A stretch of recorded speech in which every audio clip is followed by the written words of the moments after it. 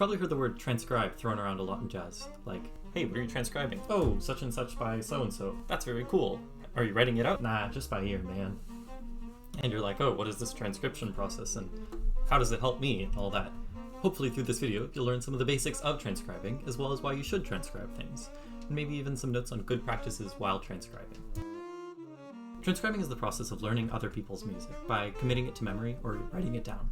It's probably one of the most important and serious ways to improve your jazz playing and your ear for music. Transcribing may seem really intimidating at first, but as you do it more, it gets easier, and it's already tailored to your exact skill level based on what you choose to transcribe.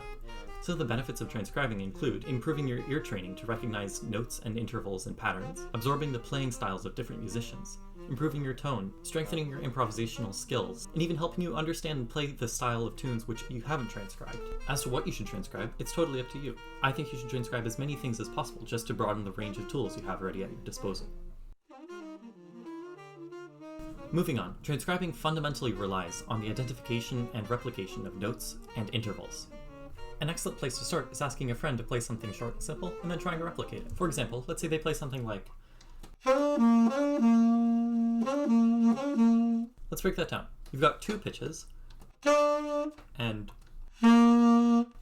so the interval between those, da da da da da da, it's a major third.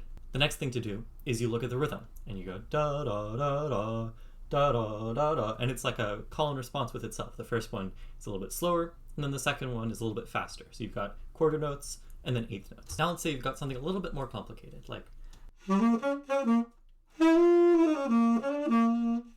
this is a great time to pull up the chord changes for the thing that you're trying to transcribe. If you haven't caught on yet, I'm attempting to replicate Sonny Rollins' solo on Tenor Madness. Shout out to all my fellow B-flat musicians. You chose the right instrument. Let's take a look at the chord changes. You can see in measure 5, it switches from C7 to F7, right? And that's the same time that we get that line. And you're thinking, right? So there's like C7. Oh, there's that flat 7th. And you're like, oh wait, those other notes fit as well. And you're like, and that's just parts of the F7 chord, right? And then there's a little thing which is kind of, sounds a little bluesy, da da da da. And you're thinking, okay, well, what if I try the blues scale? And that fits perfectly. All right, let's take one more line. And this is what he plays over the turnaround at the end, the 2-5-1. And it is more complicated, but we can definitely break it down piece by piece. I think he plays something like...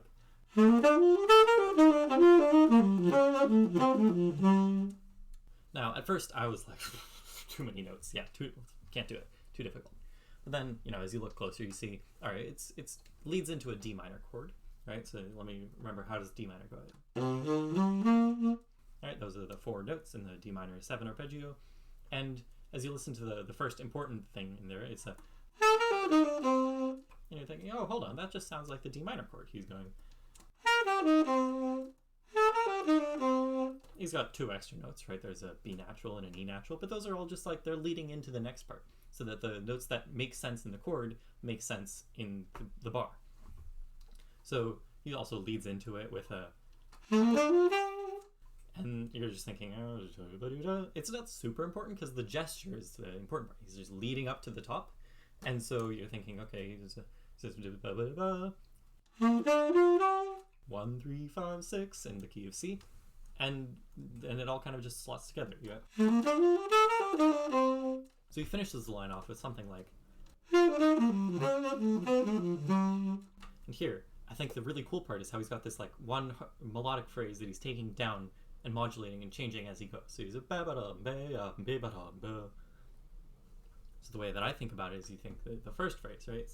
It's pretty easy to understand. It's just a major triad going downwards, resolved to the 7th, and that starts the next phrase.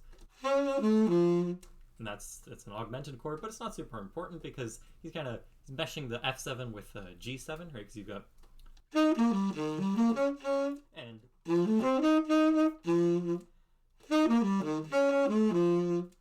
he resolves that with like a little 2-5-1 thingy.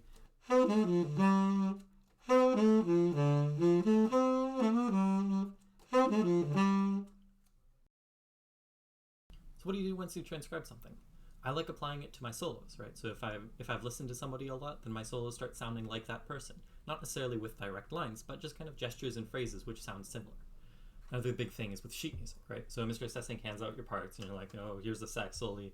How am I supposed to play this? And you're like, Mr. Sessing, how do I make this sound good? He says, well, play it better. And you're like, no, but how do I make it sound good even playing all the notes correctly? And he's like, play it with style. And you're like, right, yeah, style. Okay. And so the way that you pull this style out of thin air is you listen to people, and when they play a line, like that Sonny Rollins thing, though, you notice how he's got the phrase crescendos as it goes up, decrescendos as it goes down. He tongues the important notes, and he maybe lightens off on the less important notes, like the important notes are at the top, the ba-ba-da-ba, and once you transcribe things enough, you start doing it on the fly and unconsciously, like when you're trading fours. Actually, let me demonstrate. Here, let me grab some friends. Hey, you come over here. Yeah, you should play like a bass line or something, you know, like you're still on the blues. You do drums, like, you know, just go some, whatever drummers do, right? And then I'll trade fours with him. Yeah.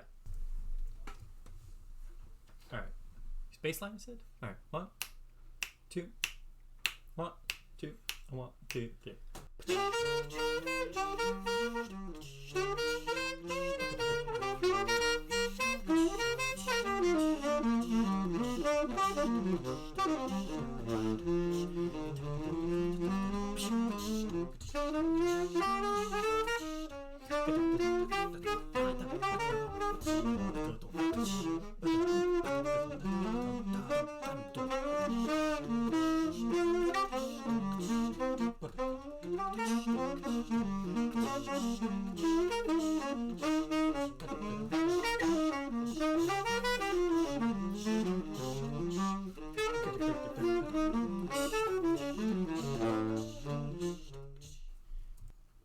All in all, not bad.